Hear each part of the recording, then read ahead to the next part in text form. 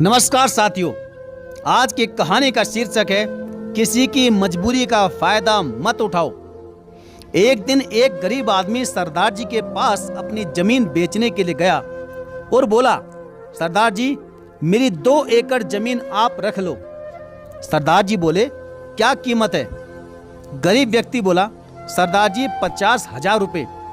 सरदार जी थोड़ी देर सोचकर बोले, अरे वही खेत जिसमें ट्यूबवेल लगा है। गरीब आदमी बोला, जी हाँ, आप मुझे 50,000 रुपये से कम भी देंगे तो भी जमीन मैं आपको दे दूंगा। सरदार जी ने आंखें बंद की, 5 मिनट सोचकर बोले, नहीं, मैं उसकी कीमत 2 लाख रुपए दूंगा।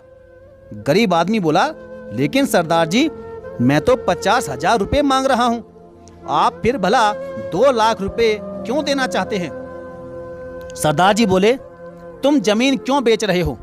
गरीब बोला, जी मेरी बेटी की शादी है, इसलिए मजबूरी में मुझे ये जमीन बेचनी पड़ रही है, लेकिन आप 2 लाख रुपए क्यों दे रहे हैं? सरदार जी बोले, मुझे जमीन खरीदनी है, किसी की मजबूरी नहीं।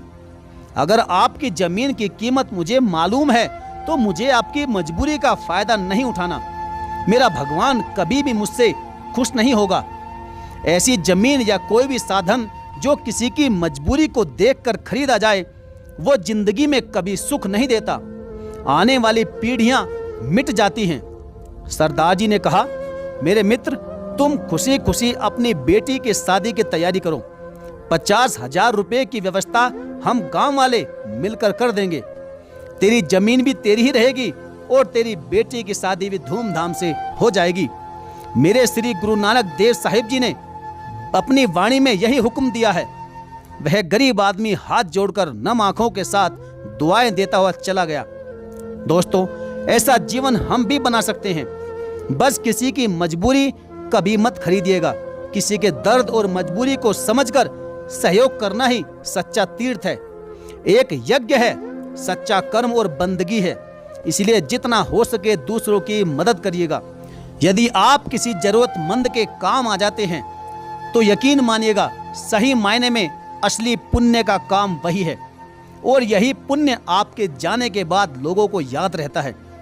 तो साथियों, यह थी आज की हमारी छोटी सी प्रेरणादायक कहानी। अगर आपको ये वीडियो पसंद आई है तो वीडियो को लाइक करके चैनल को जरूर सब्सक्राइब करिएगा और साथ ही साथ बेल आइकन को प्रेस करना बिल्कुल ना भूलें। तो चलिए साथियों, मिलेंगे फिर और किसी दमदार कहानी के साथ। तब तक के लिए धन्यवाद। जय हिंद।